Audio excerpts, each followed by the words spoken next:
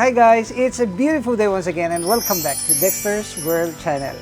I have to do this video because I'm so excited to tell you that we are also thinking about foot spa using the Gara fish.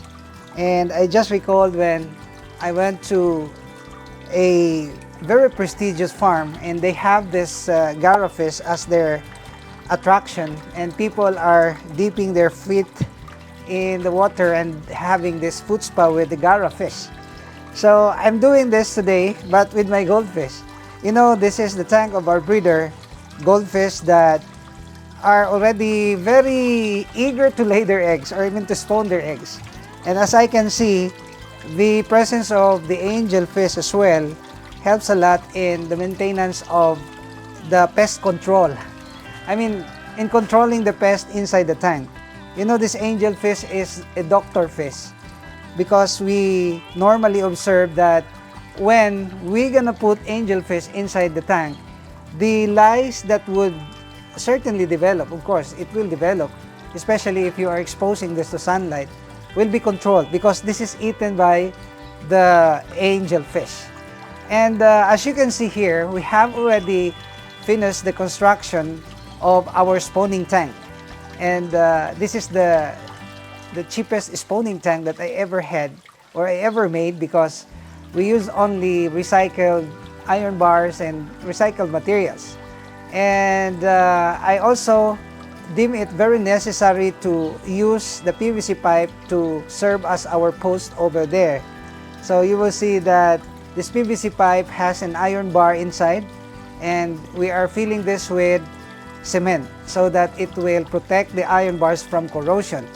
So these are just the basic things that we're doing, and as I can see here, we are thriving and we are improving and we are growing in number our fish. And in my previous vlog, I said that you can earn millions out of fish breeding, particularly with the flower horn breeding, and that's true.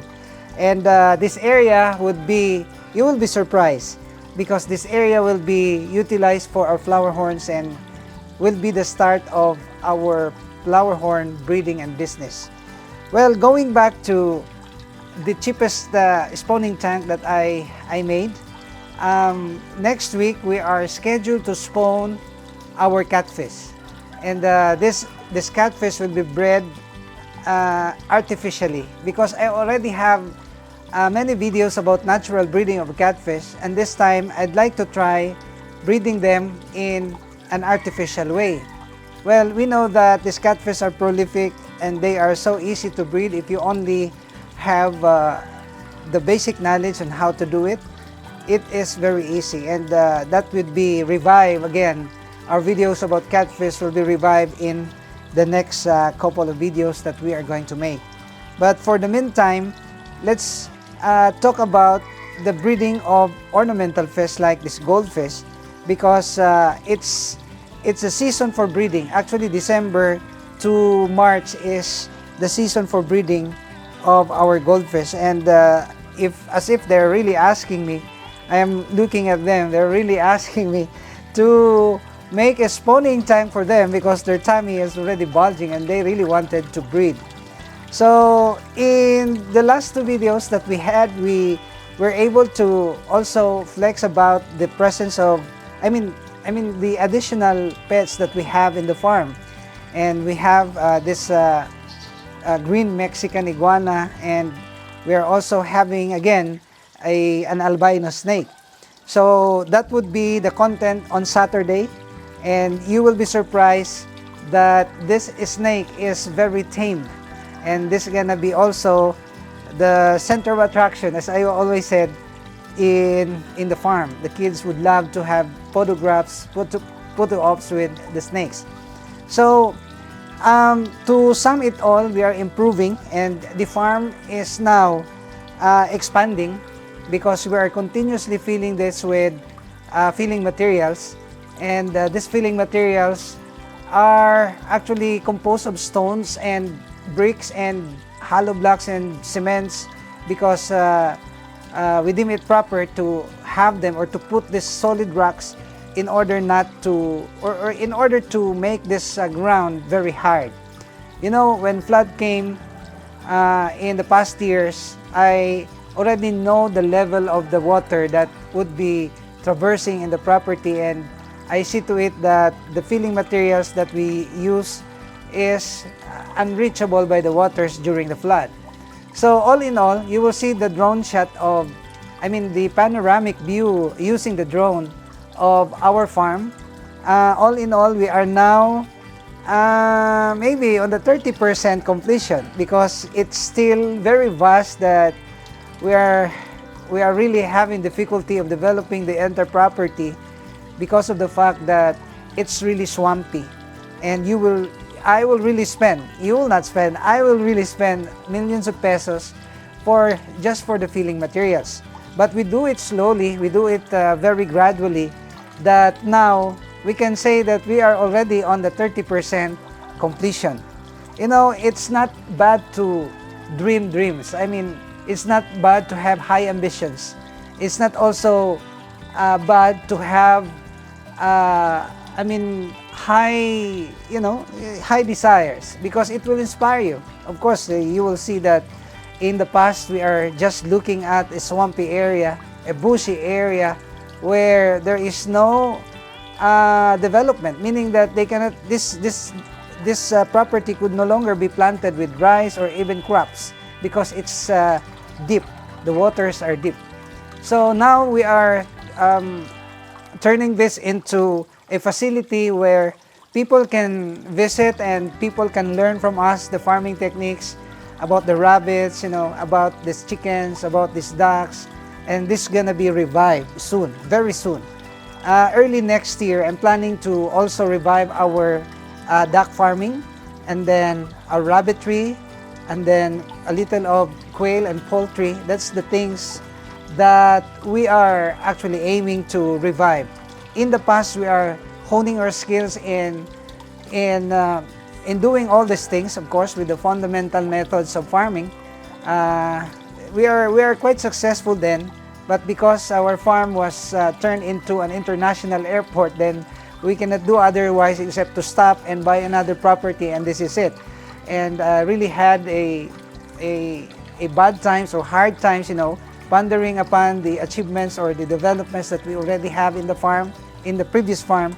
But now we are bouncing back, and this is not a setback, but maybe it's a setup for us to grow and for us to prosper and for us to achieve all the things that we have in mind. And that's the basic in life. If you have this desire and you're always trusting yourself and always trusting your God, that will really, things that you desired will really come to pass. And these are the things that inspire me a lot every day on a daily basis to do an extra mile and to make solutions in everything, problems and even issues that will come along the way. So you guys can see here that the tarp that we use is the thick one, and this is an investment, because if you will settle for less, then chances are it will just create a problem in the future, because you will not predict, or you cannot predict that there are leaks really when you are using the inferior quality materials. And today you will see that the thick material that we use, the tarp, is doing good. It looks good because we don't observe any leaks, and whenever there are leaks, actually this is the root cause of the problems that will come along the way. So you will see that we have this what is this? The filter box and the filtration system, and we chose some selected bubble eye to be conditioned for breeding, of course. And you will see also that in the other box we are preparing again for another. This is another spawning tank. So this is the good setup when you are desiring to breed your goldfish or any tropical fish for this matter.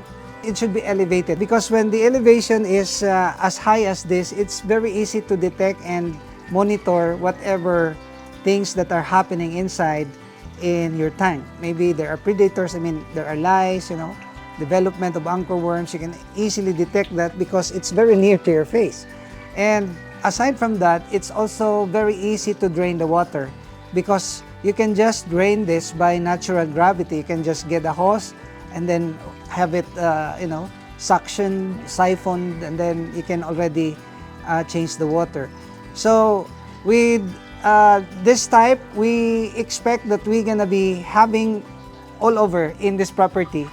I mean, over there, and almost everywhere. We can see this elevated tank for our breeder goldfish, and it's good because it's also very visible for us and easy to monitor.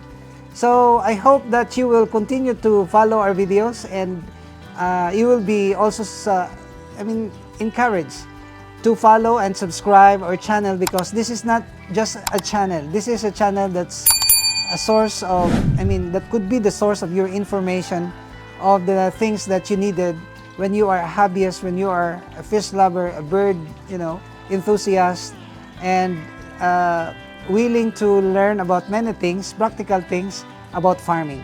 So please subscribe and hit that notification bell, and I would like to see you in the next upload on here at Dexter's World.